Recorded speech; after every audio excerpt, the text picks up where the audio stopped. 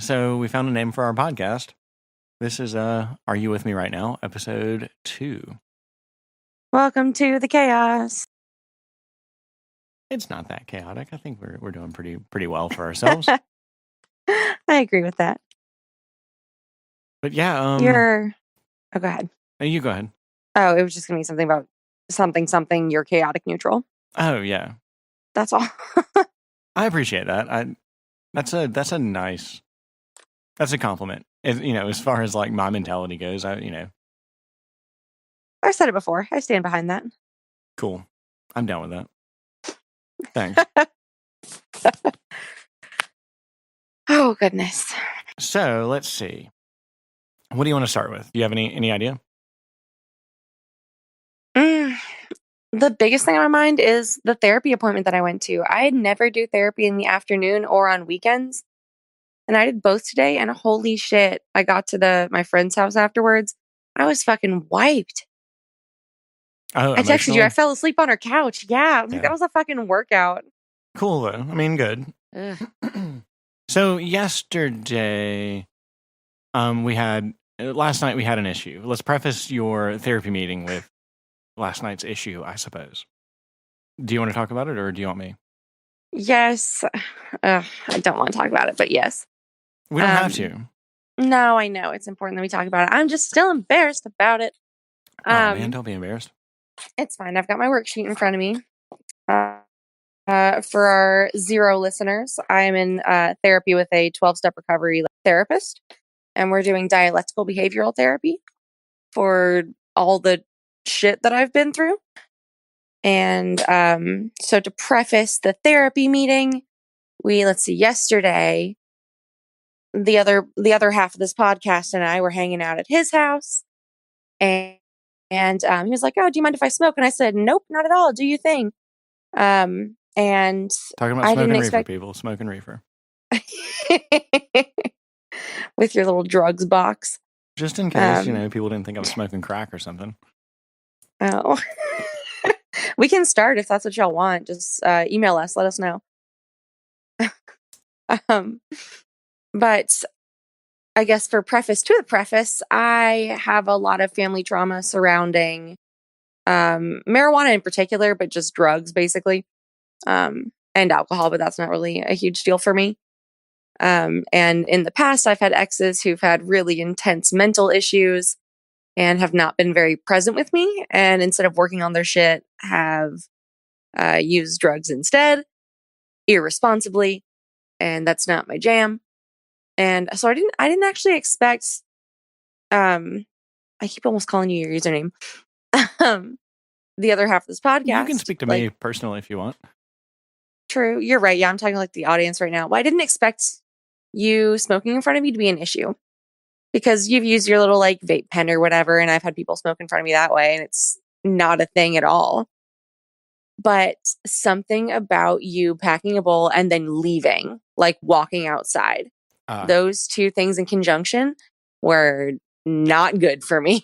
Well, I knew that you had an aversion to the smell of it. So I do. That's why I went outside. I was just trying to be respectful. No, I know. No, there's nothing wrong with what you did, honey. Not at all. Right, yeah. And I'd asked you to go outside because I don't like the smell. Okay. You're right about that. But my therapist was like, "Oh, so you lied. You said that it was okay when it wasn't." I'm like, "No, I didn't expect it to be a problem. I didn't expect watching you grind the weed, pack the bowl, and then leave on top of it. I didn't expect that to be a combination of things that got to me, but it was. And that's just because I have #abandonment issues." Yeah, at first you were intrigued, or you acted intrigued. I'd never seen it. I'd never seen anybody take drugs before. Despite being around it my whole life, I'd never actually seen it happen. I'm like, this is interesting. And it's just another little facet of you that I hadn't been exposed to. Sure. Well, and I'm responsible. I use responsibly and all that good stuff. Yeah. But I've never really been around anyone while they've been taking drugs. And last time you did with your other friend, you did it while I was out of the room. So I wasn't aware at the time. So it was just an experience. I was intrigued, and then I was like, "Oh, this feels bad, actually." And so we talked about it, all that shit, cried a little bit, standard. But today in therapy, I came in actually like really anxious. Like I was not doing great at the beginning of this appointment. Because after what we talked about last night, the idea was like, yeah, I had feelings about it, but they weren't your fault. And I don't want them to constrict you, like restrict your activities. I don't want my feelings based in the past and based in trauma to control what you choose to do completely independently of me. Sure, and that You makes know? sense. But Yeah. I always tell you your feelings are real because they are real, you know. I mean, you have like trauma because of this specific activity. So I don't want to like trigger you. I mean, I don't like it's like I told you last night, we were laying in bed talking about this and like having like me being the reason why your feelings are hurt, or at least me triggering your hurt feelings, is like one of the worst feelings ever. It's like I have directly hurt you in a way, and that feeling sucks. So I mean, You did say that. I don't have to. I mean, I use recreationally. It's not like this isn't something that I need to do. You know what I mean? So I don't Yeah. mind like not doing it around you. Are you sure? Yeah, absolutely. But Okay. Because I that was mean, my fear going into the appointment was like, I don't want this to be something that you come to resent me for. If I'm like, don't use it around me, but we're around each other all the fucking time. well, yeah, kind of. But I mean, I still have some alone time. I do, Yeah. I do. And like I say, I mean, it's not something that I need. I would much rather not Yeah. hurt your feelings. Yeah, I mean, I drink to relieve my stress. I'm a heavy drinker, so Mm. I'm not necessarily a heavy smoker. I just smoke because it'll calm me down. You know, it'll kind of chill me out because I was a little off base yesterday. Both of us have been for a couple days, so Yeah, we had a lot of time away from each other, and we had a lot of time like in public with one another. We hadn't had a lot of intimate time, yeah. and I don't know. Last week was a light work week for me, but I still feel like I've been working my ass off. Like, so I don't feel like I had a whole lot of like decompression time until last night. But I think kind of the nature of decompressing is that it does still take time, even though like as soon as we got home, like you've held me and all that stuff. Hmm. Um, it still wasn't like an instant gratification kind of thing. It still, you know, takes time to kind of go away. Oh yeah, you've got to unwind into it. Because I had a really crazy week last week, and yeah, we didn't spend any alone time with each other for like 5 days. And that was the confusing thing because we see each other nearly every day or like every other day.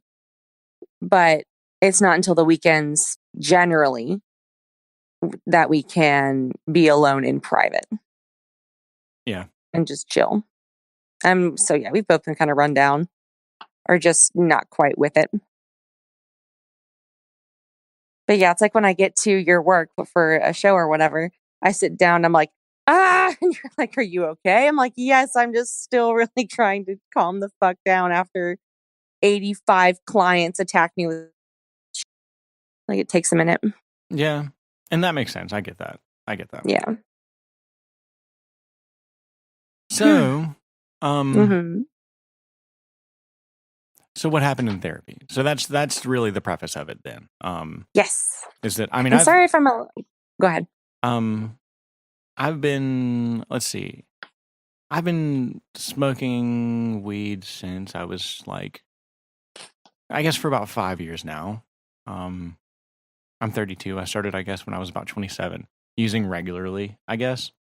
And just because I had a similar version the same way that you do. I did for the longest time until yeah, one evening I just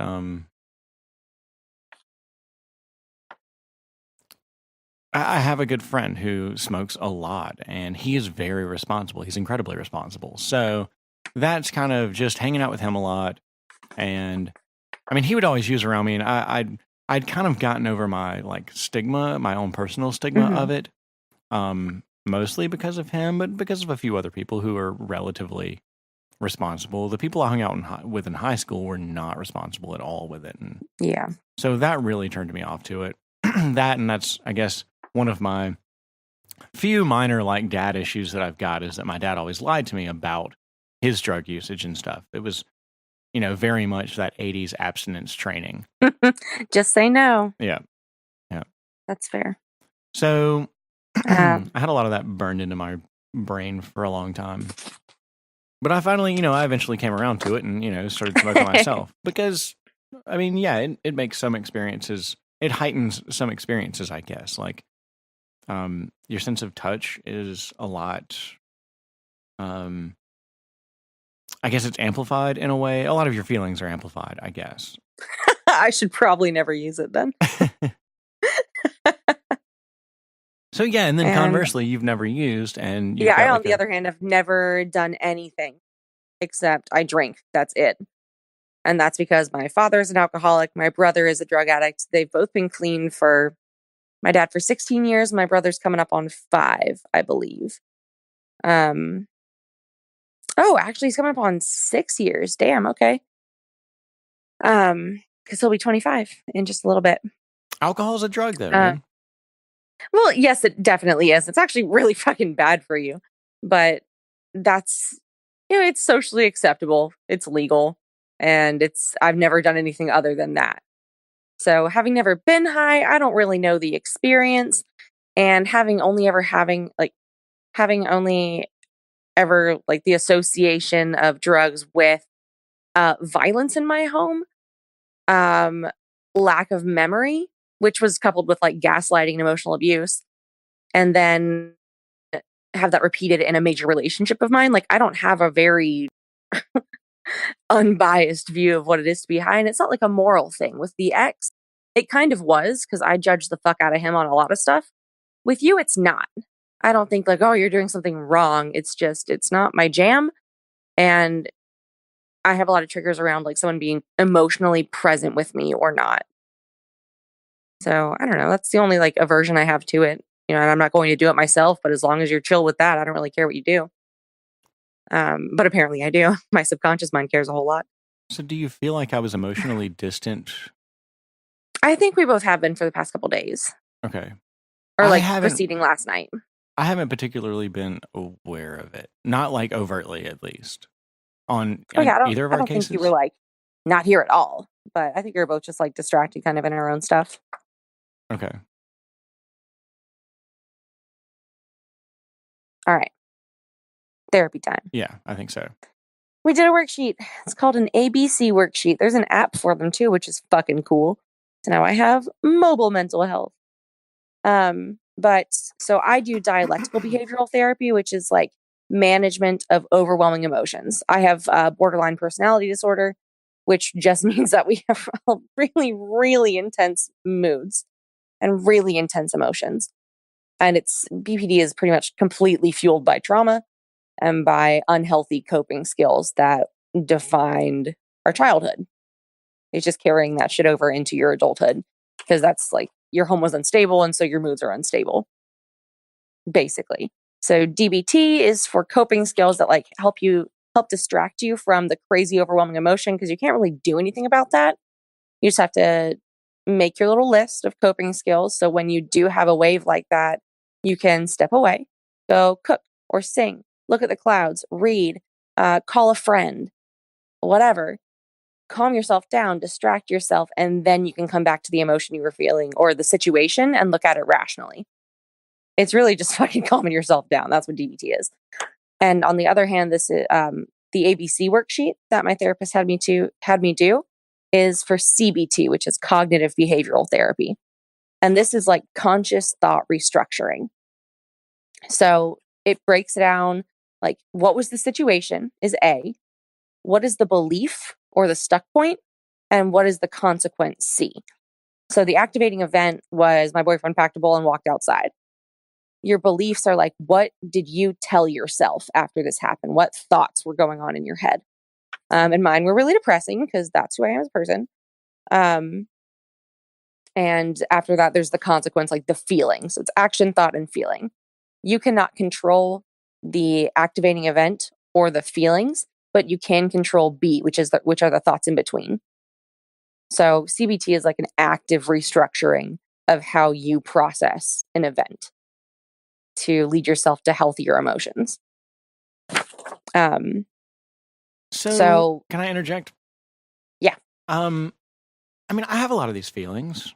Mhm. I have like extreme feelings sometimes, and I say extreme, but I specifically know that I don't act on them though. Like Yeah. I distract myself. Let's see, there was one night, I think it was Tuesday. I had gone out with a Mhm. friend in town, and I Mhm. think you fell asleep and I didn't hear from you.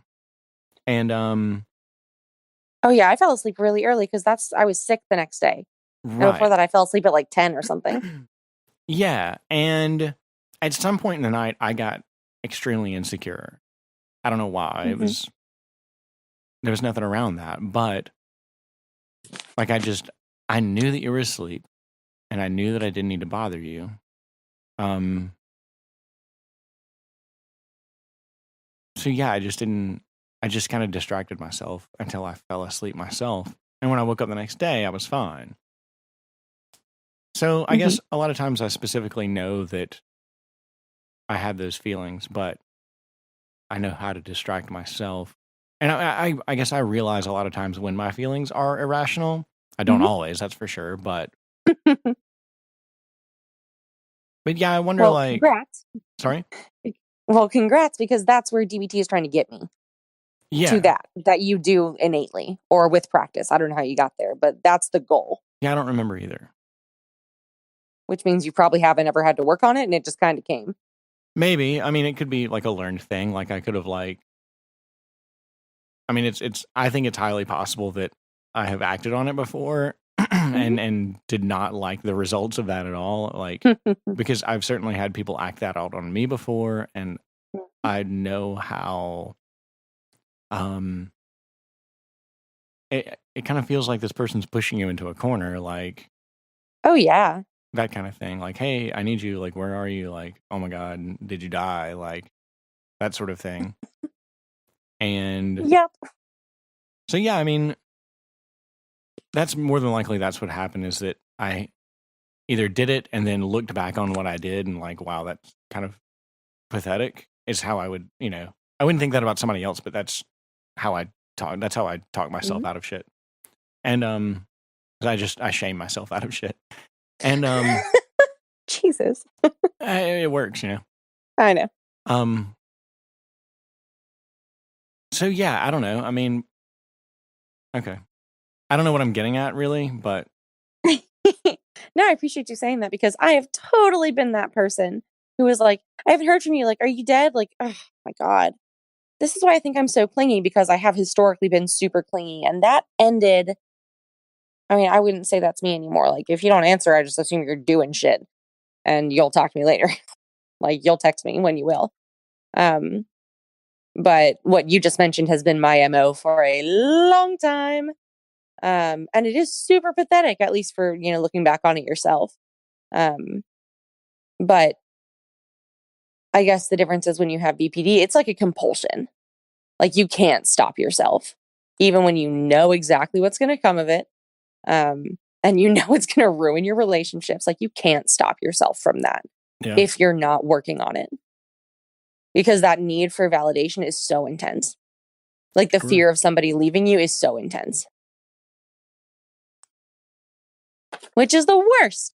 I agree. Um, And yeah. I've felt that for sure. Well, I mean maybe not that extreme. And I guess that's why I'm trying to everything's relative anyway. Mhm. Um so yeah, it's kind of hard to say like I know exactly how you feel, but that's, you know, I certainly You know can relate though, I can relate, yeah. and that's fair. So DBT and I guess now cognitive CBT are trying to get me to that point.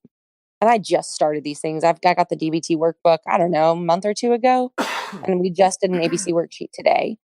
But it's just how to manage, I don't know. It's how to accept that you're going to have overwhelming emotions and how to treat them as if they're not the end of the world.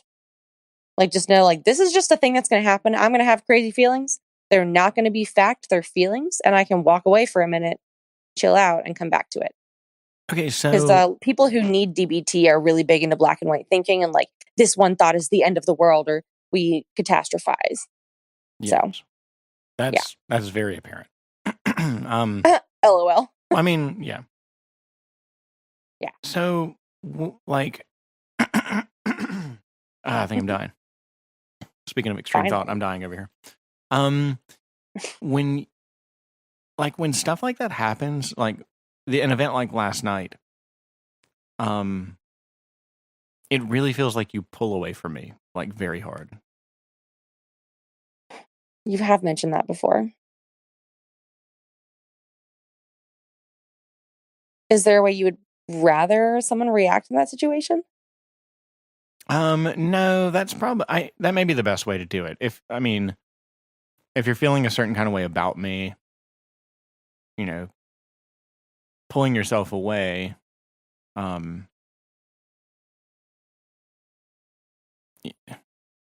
maybe like the best way to like remove yourself from the situation until you can come back to it rationally. Yeah. I mean, that's the thing. Like, first of all, I'm slow at processing what I'm feeling and why I'm feeling it. Based on my household, and that's lame that I talk about my childhood all the time because, I have choices now and my parents aren't like responsible for me. But it's just kind of a fact that we always had like a feel first, talk about it never sort of Yeah, but policy. that kind of stuff always sticks with you. I mean, the way you were raised, like, I know. I'm just in the 12-step program I'm in. It's like your choices are your own. You can shed that stuff. But yeah, it is still with me. And so I don't know, still struggling with that dichotomy. But yeah, when in my household and my family, it was like feel first and then talk about it. Never just act on it. And you don't need to know why you're feeling these things or examine it. Just fucking go with it. And everything would always come toppling down no matter what was going on.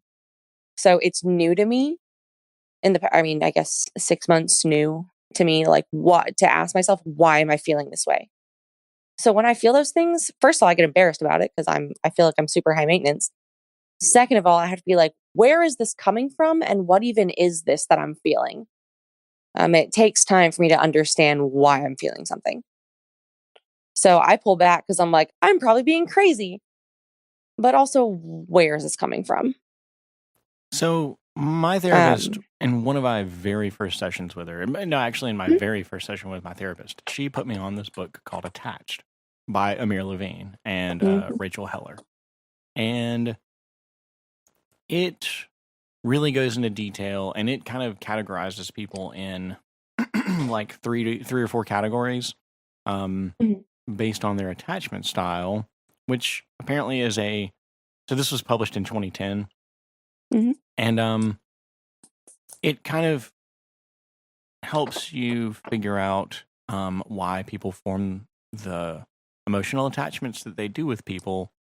But I think like the most important thing that I understood from this book is that so you have people with apparently like 50% of people, 50-ish% of people just have naturally secure attachment styles. And wow, good for them. I know, and they tend to gravitate towards other people with secure attachment styles. So that's why it's kind of difficult to find them out in the dating pool because they normally find someone attached to them, get married, have kids, have a life together. And I mean, I would say 50% of people I know are happily married and kind of stay that way. They have their problems, but they work through their problems, healthily. Yeah. The other 50% of people that I meet are either avoidant or anxious or some combination of the two. Whereas anxious attachment styles have their attachment system activates, which is when they need attention and they need that validation. Yeah. And then like the other 25% of people ish are avoidant, and their attachment systems deactivate regularly, and they need to like push people away. Mhm.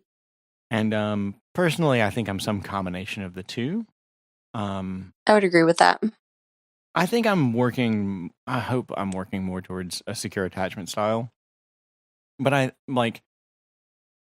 they really go into detail about how your attachment systems are formulated, and it has a lot to do with your parents, and it has a lot to do with your very early relationships. Mhm. Um, Yeah, it's all in infancy. yeah. So it makes a lot of sense to me personally why. I picked up the audiobook. I just grabbed it on Audible. I signed up for Audible. And this is not like an ad, but I was able to get they give you a free book just for signing up for Audible for the free trial. So I signed up and I got it, and it's like an 8-hour book or something like that. And I Mhm. crammed this thing in like a few days because I was like, oh my God, like this was the most, I mean, this was like the most I had learned like ever, I feel like it's Mhm. one of the most important things that I've ever learned, until a few years from now and science comes along and they're like, oh, attachment system theory is fake. It's not real or whatever. But Fake news. anyway, the best thing that I learned from this book, from this collection of best knowledge that I've ever learned, is that people with anxious attachment styles, their feelings are real. Like you really have this need, um, and I can kind of relate to this because I'm kind of the same way sometimes. Sometimes you need validation from another person and you Mhm. really feel very strongly about it. And if you're, somewhat healthy, it doesn't really take that much. You say that you feel like you're high maintenance, but you're really not. I mean, I can just give you a little bit of validation. I can give you, some validation. I'm not saying a little bit or a lot, but I can give you an amount of validation and immediately I feel like that helps almost all the time. Yeah, it really does. So, I mean, all I have to do is be like, I love you, or here's something fantastic that you did today. And, stuff that I should be doing anyway. And, First of all, I hate the word should, but you're right. But like I get what you mean. sure. But, yeah, I think that's a very important thing that I learned is that clingy people are people too. They're not just like the Oh, bane of you my have existence. empathy. Yeah. Just for me, apparently. Well, I mean, apparently. Having a 2-year-old helps too. You're right. Because I definitely want my child to form secure attachments with people. Yeah. And to do that, I need to show her what a secure attachment looks like. So yeah, I Mm. mean, I think that's really important for people to learn is that clingy people have real feelings. They're not crazy. Like, stop gaslighting these people. Because that's extremely Bless. unhealthy. Mhm. I mean, it's unhealthy for you and it's unhealthy for them. Because if you're not going to validate someone else's feelings, like, then what are you doing with them? You're right. So yeah, all this, I realize that my speech here isn't going to immediately like cure you of your like, oh my God, I'm smothering him kind of thing. Yeah. But, I'll continue to repeat that speech as much as I need to. Um, And I'll continue to listen, because I am very staunchly anxious as opposed to avoidant. I attract a lot of avoidant people, and I have scared people off before, sure. you know? So this is why, or I feel fairly badly about this sometimes. Like, you are so verbal about how much you care about me and how awesome you think I am and blah, blah, blah, blah. And I don't really do that, but it's not out of a lack of any of those feelings because I think you're the fucking greatest.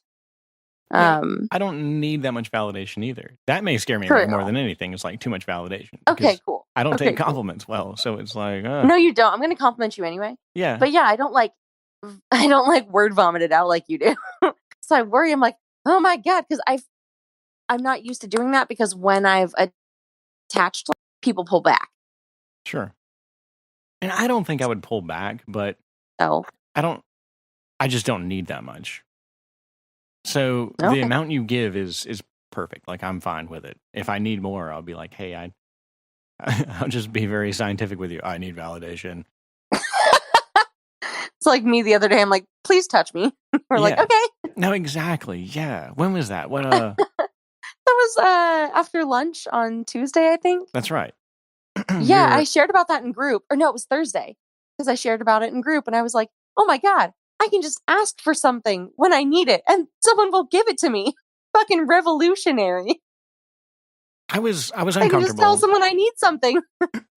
I'm very glad you said something because I was uncomfortable. We were on campus, and here I am, a 32-year-old grown ass man with a 2-year-old, and there's like all these children walking by. So Oh. it was weird for me to be back on campus at a school that I haven't been to in 14, 11, 12 years. Oh. Well, no, I mean, it was just weird. I was out of place. You know what I mean? And I don't Yeah. know. I just kind of felt out of place. But I was there with you, so I was enjoying it. Like, I'm not trying to say like this was a negative experience for me at all. It was just a new experience for me, so I was slightly uncomfortable just because of that. So I think that's why I was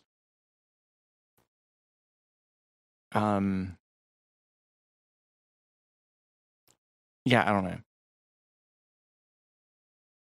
I feel like I said something wrong. Are you embarrassed to be out with me and like No, be it's not you. No, no, no, no, PDA-ish no, with no. me Sorry? and be like affectionate with me? No, absolutely not. No, it's Okay. not you. It's me. Like, it's hey, there goes that, saying. No, it's not you at all. Like, I mean, you're Okay. like beautiful and wonderful, and I'm like, hey, look what I've got. You know what I mean? Like, but for me personally, I'm just uncomfortable. I think I'm just uncomfortable showing affection in public. That's fair. It has nothing to do with you or who you are at all, like at all. Okay. Yeah, no. That seems to be like a consistent among my partners. Like, I don't really give a shit who's looking at me. I'm not going to like grope on you or like make out with you in public, but I definitely don't care if someone sees me hug somebody or Right, like canoodle on a bench. sure. So And I don't find it to be a big deal. And like, it's fair that you do. well, and I'd But like to shed that a little bit. I mean, I'd like to be more. I'd like to shed it just because for you, I guess. You know what I mean? I I mean, think if this so, is yeah. something that helps you and your self-esteem and all of that stuff, I mean, it's not gonna like hurt me to like hug you in public. You know what I mean? You're right. Because I'm not embarrassed of you. This isn't like a you thing. This is Yeah. just a me being uncomfortable in the situation. I'm sure there's some reason why I'm uncomfortable in this situation. There's Well, probably you're also just more private than I am. I am like very private. Yeah. And that You are ultra private, and I just don't really give a shit. sure. Um, and oh god, I was about to say something. Um, oh, because we're so touchy, like at home or anywhere else that's not out in public. It's like when there's the lack, like I feel it. Yeah. It makes me feel like you're super uncomfortable. So I'm like, what's going on? It's just It's the inconsistency that's like something's off. okay. So yeah, but you brought it up. And that helped me more than anything is that you telling me like, hey, you need to touch me more. That kind of thing was like, oh, okay. It kind of just brought me out of my uncomfortableness a little bit because you asked me to do something. I'm going to do something if you ask me to do it. Yeah. I mean, because that supersedes any sort of like, uncomfortable position that I have for me. Like, if you need me to do something, I'm going to do it for you because Aw. that's way more important to me than my own whatever, than You're my cute. feelings. Your feelings are way more important than mine are. No. I mean, in a sense, they kind of are. I mean, they're not. I mean, I do take care of myself, obviously, So your but feelings are important. they are. But I realize my irrational feelings, like being uncomfortable, canoodling on a bench, is kind of stupid. I mean, it's whatever. In that moment, your feelings of needing affection are more important than my feelings of being slightly uncomfortable. But like I say, going back to that, I was a little out of place. I just felt old around all these people. So there was that. Despite the jokes I make about you, every 15 seconds you're not old. I know. But I'm kind of getting used to this age gap. I mean, I say that. Not really. It doesn't feel like there's an age gap between us. It really doesn't. Right. And that's why I find it so easy to joke about, because like I forget that you're 9 years older than I am. Like we don't act like we are. Right. But being around a college campus, around a lot of other people that are 10 years younger than me, that makes it very aware that there's an age gap, at least between... Oh, you're going to feel super old tomorrow. I know. And I think that's fine because we're in a kind of a private situation. Yeah. So I think that'll be okay. Okay. I mean, I'm not going to be... I thrive at kind of party situations, especially if I start drinking, like that's my... Like, I can drink and get over anything. Like, who was that comedian? Ron White? You showed me this morning? Ron White. Yeah, I'll just tell the joke about how I was tit fucking Mamie Eisenhower and it'll be great. Please don't. Yeah, discuss blowing a load down someone's trachea. That's sure to get my really, really Christian friends to like you. Yeah, no, it'll go great. And then I'll wake up the next morning and I'll be like, shoo, buddy. Did Mary Pat laugh? And you'll say, no, Mary Pat left. That's what Mary Pat did. That's what Mary Pat did, yeah. So yeah, no, I'm not going to get like that. I'm not going to get like that. Okay. I am going to make my homemade lemonade. I picked up lemons today. And if you don't know how to make lemonade at home, you literally just cut up some lemons and juice them and you throw them in some water and sugar and cook it. And then add vodka. Water? Some water. Lemons, water, There's your sugar. There's your accent. Some water. Water. Some water. So I interjected again. So more on... Were you finished with your... So you went to group and you were talking about you can ask for something and get it.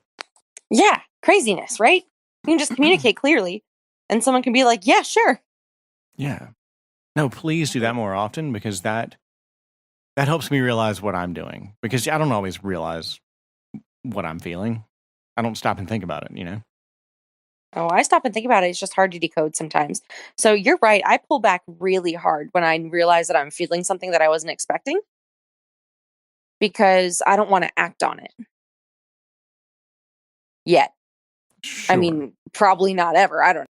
But I need to figure out what it is. And that's kind of how DBT is. Like you remove yourself from the situation.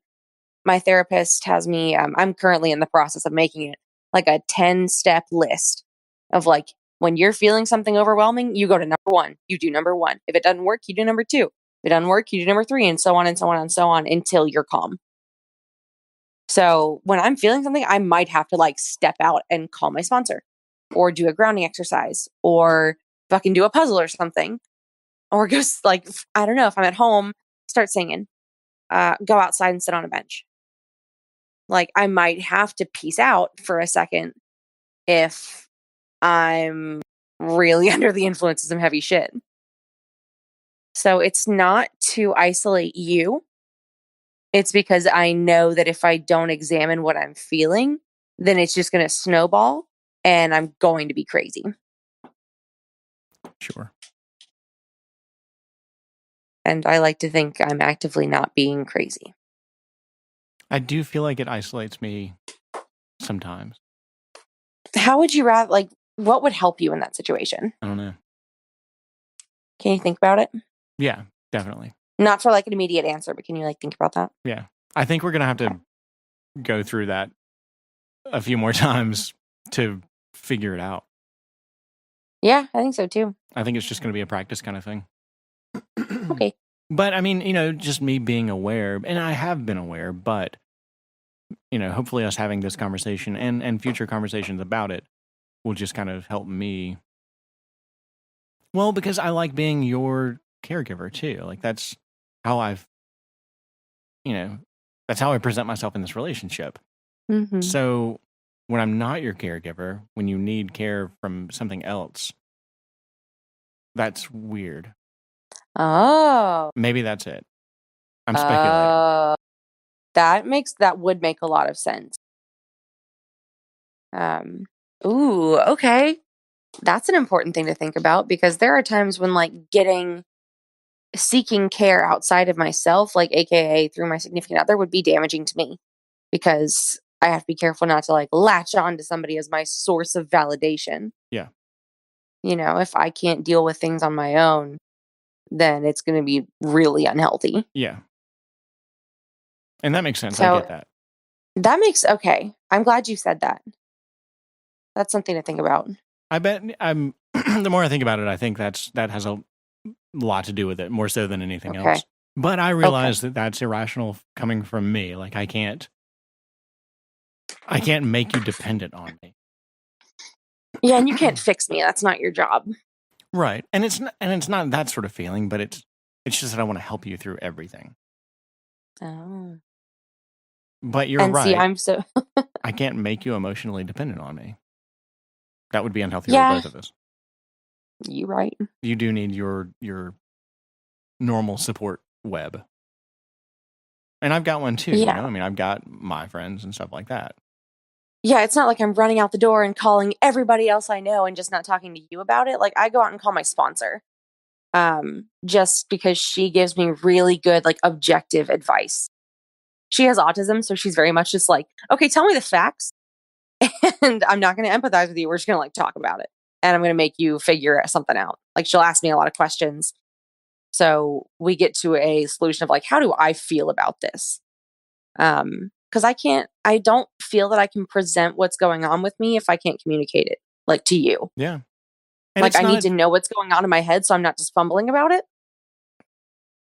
it's not a And jealousy like, thing. I don't want you to, okay, cool. Yeah, it's not a jealousy thing. I think it's just an isolation kind of thing. I just feel removed from you, and that's a weird feeling. That's fair. But that's all inside of my head though. Like I know I can deal with that myself for sure.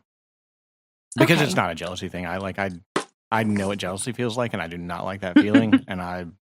It's a nasty one. It is. So I dump that feeling as soon as I start feeling it. I mean, because yeah, at times like I'm like, ooh, am I jealous? I'm like, whoa, yeah, I'm jealous. Fuck that. Stop being jealous. Okay. Yeah. I mean, I feel like Um, personally, that's how I deal with jealousy because it's such a stupid emotion. It's the dumbest thing ever. I feel that. Yeah, because it comes from a place of like mistrust. And I think that's why it's Yeah. easy for me to deal with jealousy is because I don't form relationships with people that I don't trust. Hmm. I mean, that's what a relationship is trusting somebody for whatever roles y'all share Yeah, well, you say that, but then look or at, depend on each other for. yeah. But I mean, a zillion relationships are formed without trust. And You're right. that's why I'm here today because the lack of trust. True stories. Hmm. But okay, final note on this little discussion from me at least. Hmm. Um, it's interesting and a bummer that my pulling back or like I pull back to collect myself and because I don't want to come at the problem, whatever the situation, um, like half baked, where I don't really know what I'm feeling. I don't know what exactly caused it. Cause last night, God, that was so long ago. I didn't know why I was feeling that way. Like I thought it was totally cool if you smoked in front of me. It's like I don't really care. But I didn't understand that the actual action. And then my therapist said like you walking out the door probably was the combination.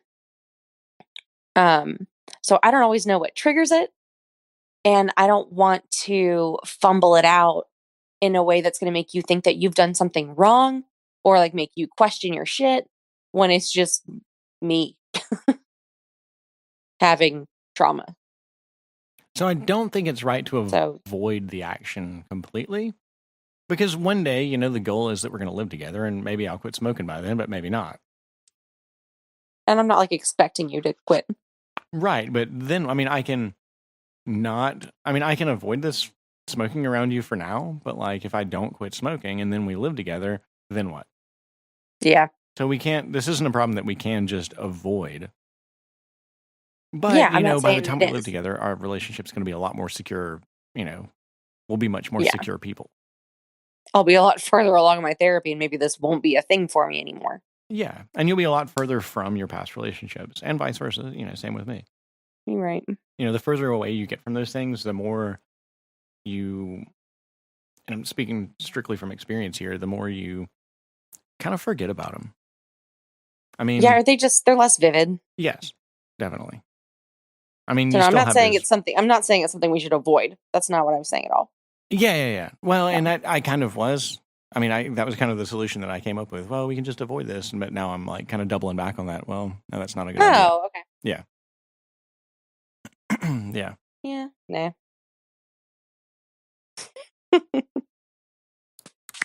Let's see. I actually made notes about this. Oh, about what? About what I wanted to ask you about. What? Oh yeah. So okay, this is a good thing here. Speaking of past relationships, Okay. do I bring up past relationships too often, or Was that the end of the question? yeah, I trailed off. Do I bring Okay. up past relationships too often? I feel like I talk You've about them a asked lot. you've asked me this before, and the answer is still no. Okay. I think I talk about my exes so freaking much, or like the past in general, Same. and I don't think you talk about like too much of them. I think we've both, again, with what we said last week, like it's kind of a wash based on how much we both bring up our exes or past trauma or whatever, because we are working through this stuff actively together Yeah. in conjunction with our mental health professionals. Yeah. I think it's really important for us to get to know each other and how we communicate, that we talk about our patterns, aka our exes. Yeah. Yeah, I guess so. So You made I the think so. comment. So I certainly haven't thought you've like made it an overload. We have compared each other to our exes before, and Yeah. maybe that's a little weird, but Yeah, and I guess that's where I was going with that. Like you mentioned that I I compared you figured. to my exes. I think you mentioned that last night, and that Was it was last night? I think LOL. so. When we were in the shower, Yeah. Maybe. Whatever. I believe you. and that was weird to me.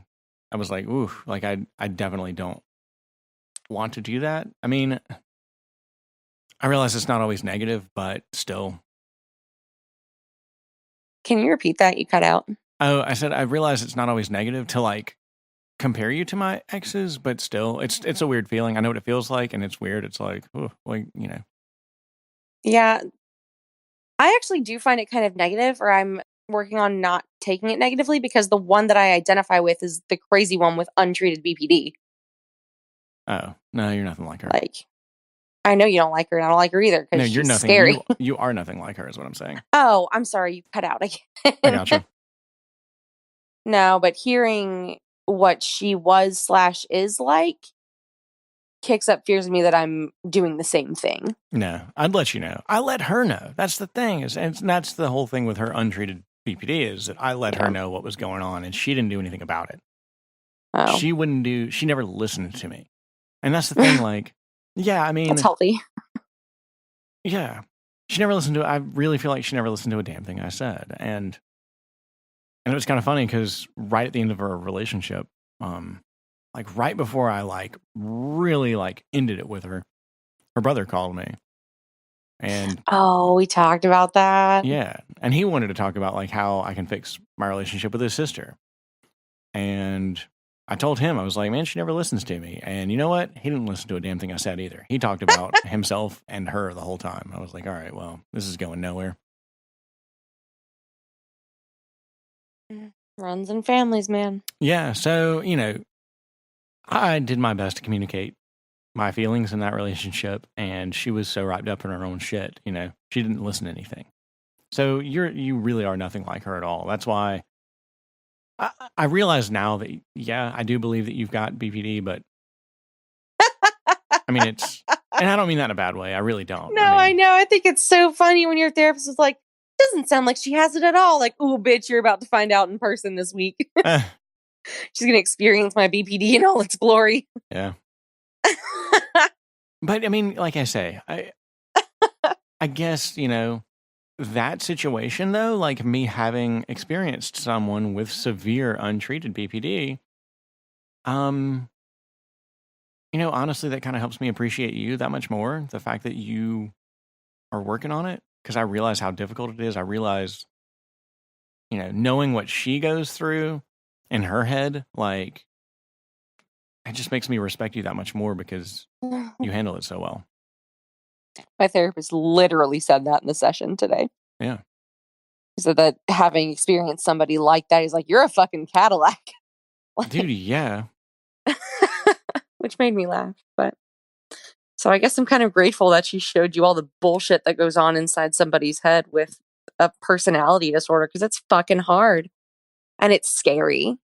Like, for you to realize that your mental processes are that far off the course of normal and you didn't know it and you didn't cause it. And it's to tackle that without help is so fucking impossible. So I hope she gets help. As much as I talk about her, be like, bitch scares me a little bit. Like, I hope she gets help because you can't recover from that on your own. Yeah. And, so much of the rest of her life was falling apart too. She started to get her shit back together, but I don't know. I ended up having to block her, so I have no idea where she's at in life right now. And that's fine with me. I'm not her, I was, her problems weren't my responsibility anyway. They never were. Exactly. So, I mean, I like to be And I helpful. aspire to make sure my problems are not your problems. Right. But I like to be helpful. Like, your problems are your problems and you're mine and vice versa. So, like, you personally are mine and vice versa. So, I definitely want to help with your problems. I'm here to help you. But yeah, I know it. when your problems become overwhelming for me personally, I'll say something about it for sure. Okay, good. Yeah. What else happened with therapy today? Anything good? What? I'm asking if what else did you do at therapy? You cut out. Oh, sorry. So I heard what else. It was basically that. I cried. It was awesome. Because I came in so wound up, and it was really the fear of like, the. I'm afraid of the things that you like about me now are going to be things that you resent about me later. I'm like, I'm terrified of things that haven't happened yet. And my therapist was saying, oh, I thought you were stressed about real shit. You're just making things up and freaking out about them. I'm like, yeah, you're right. But he's got some teddy bears in his office, and I snuggled with him, and we started making my DBT list for things like when I'm feeling those emotions, like go to your list immediately of your 10 things. And we talked about the other night. And we did my ABC worksheet. The other night, last night? Yes. Sorry. Okay. Yeah. Last night, what we've been talking about, or what we started this episode with. Yep. And then we did this worksheet is fucking cool.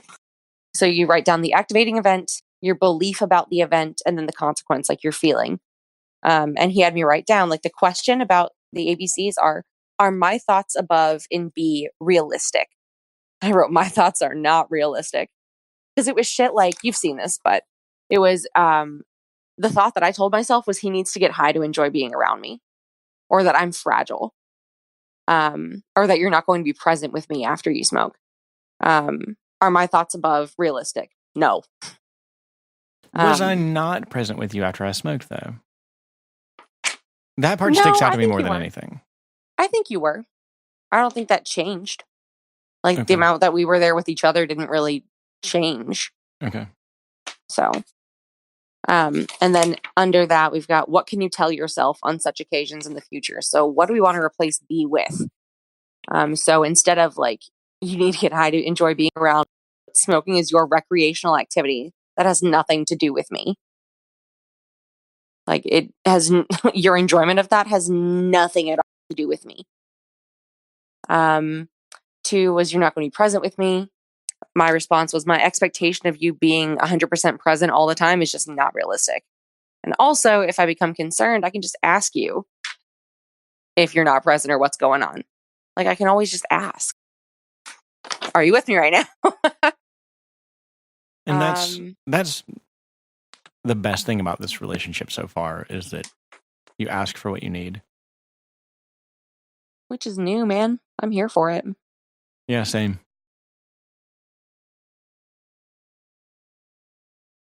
Yeah, it's cool. But shit like that, like the next one was I'm fragile. I had I am too fragile, and then we took out the 2. But that one is going to be replaced by like I'm comfortable showing vulnerability when it's safe and healthy, and I'm a whole person. Like I'm a strong person. And my last one was other men, aka my ex, did this. And so its counterpoint was you are not my ex. And so instead of the consequence feelings of like lonely, anxious, embarrassed, rejected, the goal feelings from like replacing those B thoughts with these thoughts are like proud of myself, optimistic, peaceful, intimate with you. So this was my first stab at it, and eventually it'll become habit. Do you feel embarrassed a lot? Yep. Because hashtag shame for parenting and stuff. Oh, okay. Sure. That makes sense. Oh, yeah. Very much like in my house, in my family, whatever, up until the present, really, or about a year ago, I guess. I distinctly remember these things happening in college too. Like, whoo, buddy. If I did something wrong, whether it be like ask for $10 or get a B plus in a course or not finish my homework, whatever. It could range from a lot of different things, but they were generally pretty small because I didn't fuck up a whole lot. It meant that my character was tainted. Like when I was good, I was the best. No one could measure up. And when I was bad, it meant that I was a horrible person with a poor sense of right and wrong and an inability to make up for it. What you mean is And it meant that your parents have BPD? Exactly. My dad was BPD as fuck. Yeah. Oh, as fuck. But we don't talk about anything. We don't go see doctors or do anything. That's just how the world is, apparently, according to my family. And my dad's family is fucking trash. So I know where he got it. But, if I said something to him about like this, you did this or this happened, felt like shit, please don't do that again. And again, I was not eloquent because I was a traumatized 12-year-old or whatever. He would be, you have just everything that you've said to me about how much you love me is a lie. Like, I've spent all this money on you. I've been there for you. And you treat me like this. Like, holy shit. So in action, whether it was good or bad, but mostly bad, would like retroactively taint or improve everything that came before it in that relationship.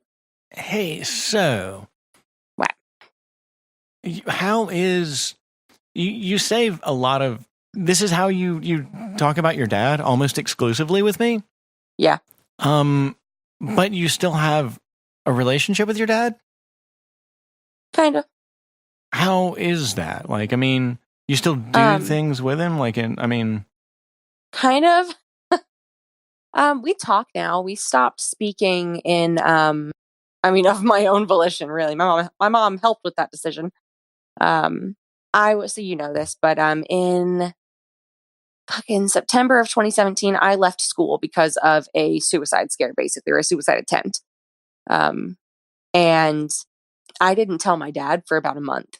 Like I had to leave campus immediately. I went and lived with my family, like an hour away or so, my mom's family. And I didn't tell my dad because I thought he would be mad at me for leaving school. Like I swear to God, I thought he was going to like come up to where my family was and like hurt me / yell at me. Like that, I would not have put it past him. And eventually, whatever traumatic conversations led to another, and we stopped speaking. Or my mom got involved, and my dad was scaring the shit out of me at the moment, and she told him not to contact me. And we didn't speak until May of 2018. And I reached out to him actually, and he'd been pushing my buttons before that, trying to get me to talk to him, but I hadn't. But so we talk now. And, I've invited him to where I live in May. And we just talked and I just told him the stuff. I just told him what happened or like what I feel like with him and what my childhood was actually like. And a lot of it was super, super new to him. He just didn't even realize that, putting my brother on the highest pedestal in the world, like no matter what he did, my brother did some fucked up shit and then devaluing me for tiny little things and like just ignoring me the rest of the time. Or giving me praise that I could never live up to, like that made some really like some big self-esteem issues with me. And like I just told him what that was like and why I'd never felt connected to him or mom. And he took it really well. There was a lot of verbal self-loathing from him, which was expected, but he actually like listened. So we talk now. I still avoid his phone calls for like weeks at a time because that's just I don't like talking to him on the phone. That's a long standing trauma trigger with him especially. So I'll just avoid his communications, but I reach out to him and talk to him. With my start in the 12-step program that I am in, which again I'm getting 6 months in, I don't know, like a week. It's just realizing that his family, like he trespasses on my boundaries, and hurts me because his boundaries were so stepped on over and over and over again. He was abused exactly like I was abused, and he kind of just used the faculties that he had at the time. And it doesn't make it okay, but it just kind of is how it is. And if I want that relationship to be there, which I think I would rather try than just cut it off, I've got to be willing to tell him what's going on and try. So he said some vile shit to me the other day or around New Year's. I came home and my brother was in the guest room. And so the only bed that was open was with my dad. And he was like, "Oh yeah, you're going to sleep with me." I said, "Fuck no, I'm not." I thought he was joking. He was not joking, but I stood my ground. He scares me less now. And I'm much more comfortable pointing out things that are not normal How did he or take that are that? not healthy. Did he Oh ever? my God. He defended that shit till the end. Oh no. My brother, in a surprising show of solidarity, actually backed me up, though. He staunchly defends that there was nothing weird about our child, but I don't think he's ever heard my dad say anything like that to me. Because again, emotional incest is a thing, and there's a lot of it in the household. And I don't Sorry, think my repeat brother that. knew. I said there's a lot of emotional incest in my household. Mm. And my brother had experienced like the friendship side of it, but I got like the emotional sexual side of it. And my brother just didn't want to see that. So surprisingly, he backed me up and said, "That's not normal. Like, she is objectively too old to be sleeping in a bed with you." And my dad makes gross jokes or a gross comment as if like I'm the one who sexualized it. He's like, "Oh, but you put a body pillow between us." I'm like, "Fucking vomit. Really?" But he was like, "Oh no, it doesn't have to be weird. Like, I didn't mean it sexually." I'm like, "Okay." But also, you touch me all the time. Fucking spoon me on the couch. Like, forced basically. So it was nice that my brother saw that that's a thing, but I'm getting much less afraid of calling my dad out on that shit and being like, "No, that's not normal. Please don't say that to me." So it's not ideal. I really wish that I wasn't the only person push or like that I wasn't in charge of these changes really. It makes me sad that this ends up being on me, but you don't know what you don't know. And unless I'd rather just poof and not have a dad anymore, this is how the process starts. Not talking to him for the 6 months I didn't was a really big source of shame. Like that weighed on me. It was nice not to, and I really needed not to speak to him for a while. But it felt really bad. I can see that. Sure. So, you know, thanks for coming to my TED Talk. That's that's really strange, and I don't know. Maybe this is probably something that I would bring up to your therapist, but like, I wonder. I'm not sure, like, what sort of relationship I'm supposed to form with your dad now. I have no idea. Like knowing these things, and especially knowing that these things like continue today. Like, it's really strange. It makes it very difficult for me to like respect him. I mean, I don't respect him very much, so relatable. Right. I don't know. I have no idea how to integrate somebody into family with my dad. Like, I'm gonna be straight up with you. I do not know. I'll bring you to my mom's family, sure enough, because they're fun and I love them and I see them all the time. And they're fucking weird in their own ways, but they're fun. But I haven't spoken to my dad's family in, I don't know, about 2 years now, coming up on. And that's dealing with a lot of other shit that's gone down with them in the past and other things. But I don't really know how I relate to my dad yet. And I really don't know how I'd bring a partner into that. Sure. So, I mean, it's lame as fuck, but so far, like, we're just going to have to keep avoiding it. Like, I don't want you to meet him yet. Sure. I have no idea when I want you to meet him, but it sure as fuck isn't now. Yeah, and I that's like, I guess I totally expected that sort of response and respect that sort of response. I mean, because yeah, I mean, I'm in the same boat. Like, just knowing the stories about him that I know, like, yeah, I don't know how to approach it either. I think that's certainly a very good question for your therapist. I mean, for you exclusively, or for both of us together to have that conversation with him and see what he thinks.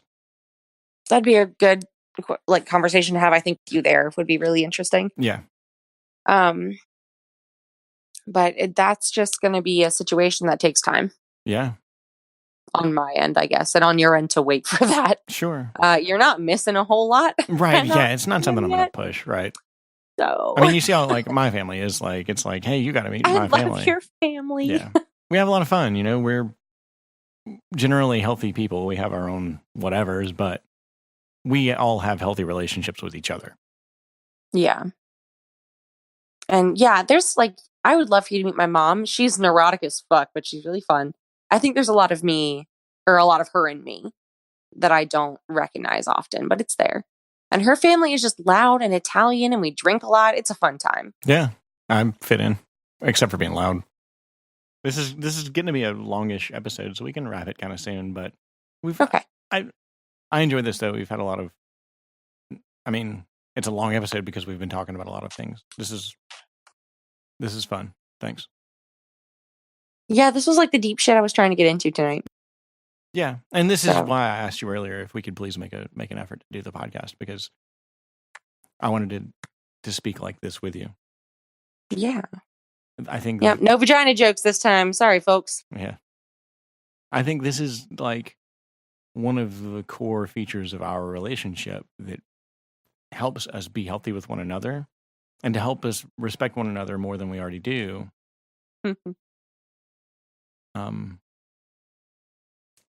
You know, like airing out these things pseudo publicly. Repeat. I said airing out these things like pseudo publicly. Yeah. I mean, it helps us. It kind of like pushes us to bring things to the table to talk about. You know what I mean? Mm-hmm. Instead of like consciously or even unconsciously avoiding these sort of topics. Yeah, keeps us from keeping them to ourselves. Yeah, even if we don't mean to. Yeah, like, hey, there's because I just tend to operate that way. Is like, this is my problem, so I'm going to deal with it in my inside. Yep. And also, this is just cool. Like, we can go back and listen to this. It's the same way that you like write me those cute little letters. Again, #exposed. You write me love letters every time you stay over. And you like write about what we did that day or like the milestones that we've reached in the last week or something. And this is that same thing. Like, we can, in however many fucking years it takes before we hate each other, we can go back and listen to this, be like, fuck yeah, that's what we were dealing with at the time, and that's how we talked about it. Yeah, it's unique to this relationship for Yeah. me, you know. Oh, me too. Yeah. I like it. I like it too. Let's still write each other like mushy texts and love letters and like have thoughtful discussions in 15 years. Oh yeah, I'm staying with you a lot this week. Just wait. I know, yay! I can't wait for all the sleepovers. I love you. I love you. Oh, can Mm, we end on this? yeah. So don't pull away. Don't tell me how to live. We're so we are 5-ish days away from like knowing each other, I'd say, right? I think so. Pretty much. I haven't quantified it, but sure. We are saying to one another that I love you and that like I'm in love with you. And Repeat. I said we are saying to each other that I love you and that I'm in love with you and that it's true and that it's deep and all that stuff. And I say that and I mean it, like, surely. But that's like, for me personally, historically, that's very early to be saying that to someone. And I don't Yes. know. Like when I was 23, like, yeah, I'd have dove right into that shit without really knowing what it meant. But I was much more emotionally immature back then, too. You and I are emotionally on the same level. I don't know if that says something about me or it says something about you. But I don't know. Fucking, you keep cutting out. Repeat. I'm sorry. I said, I don't know if that says something about me or if it says something about you. I don't know. What, Like that we're on the same emotional the level? Is same that what you emotional said? level. Yeah, I was kind of, Okay, cool. that was just a joke. But, Okay. like, I don't know. Have you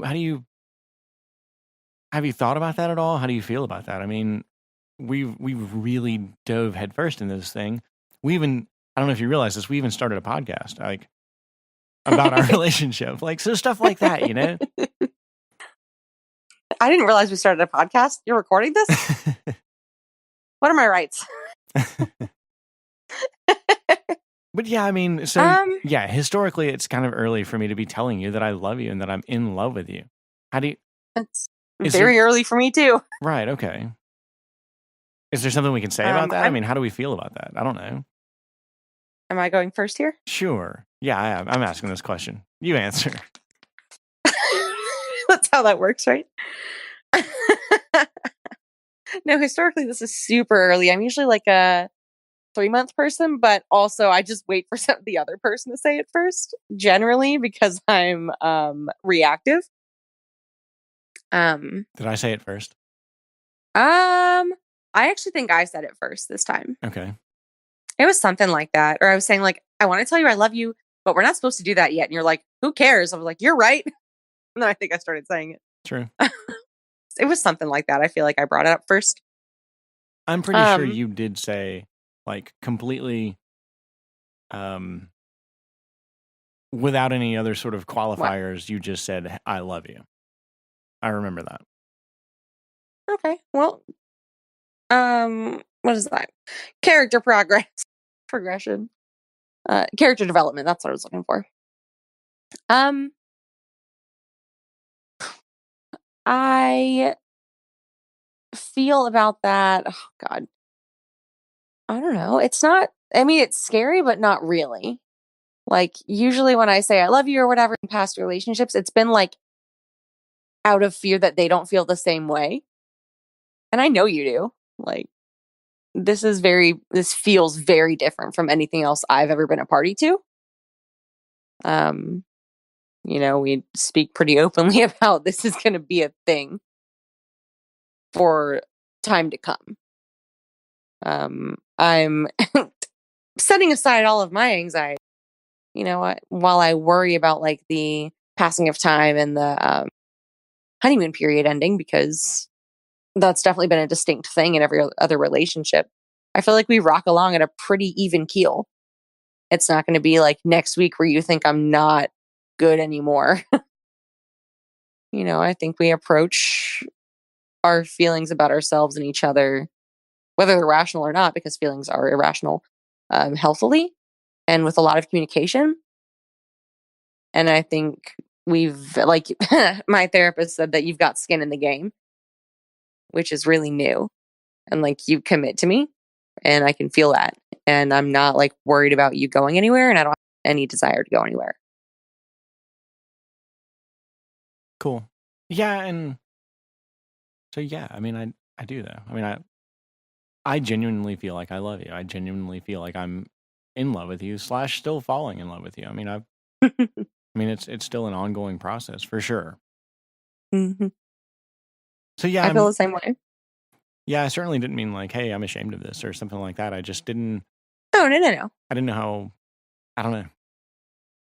I just thought about it the other That's a day. I'm real like, question.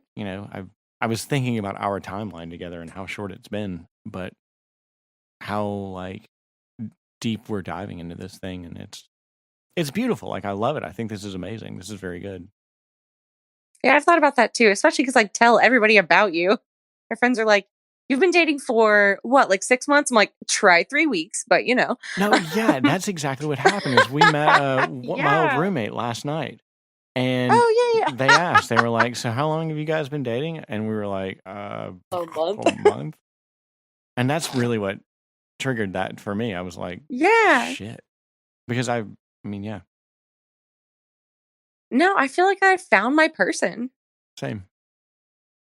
So, no, it's just what it is. Yeah, I guess when I've hesitated to say it before, I hesitated because I wasn't sure, what was really. I wasn't sure if this was my person because we hadn't. Hmm. Just because I was insecure in relationships. I didn't know how to communicate. I didn't know how to be. Same. So all that stuff.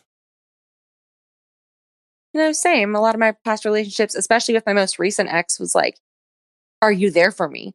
Um, do you want this? It was a lot of questioning like what they wanted, and it wasn't as much awareness of like, there were a lot of things I liked and really, really appreciated about my ex. He was a really cool person that I was friends with until like 3 weeks ago. LOL.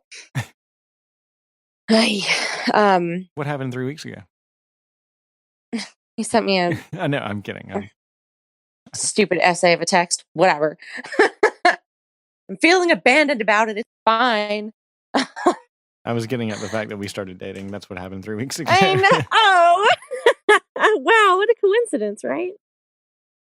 Yeah, but it was like, yeah, I appreciated all those things about him. And I was moving towards actually having like active opinions on the people I was with, other than just, are they going to leave me?